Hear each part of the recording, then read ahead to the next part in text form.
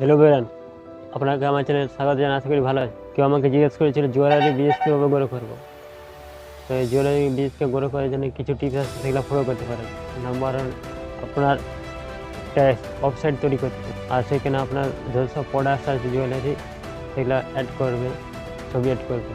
আর SEO করবে না, কারণ বিজনেসে এসিও থেকে রেজাল্ট আসবে না। কারণ ওয়েবসাইট আপনার শুধু দেখার জন্য, আপনার শো করার জন্য, আপনার প্রোডাক্টকে দেখার জন্য কাস্টমারকে। Number two, social media marketing করতে পারেন।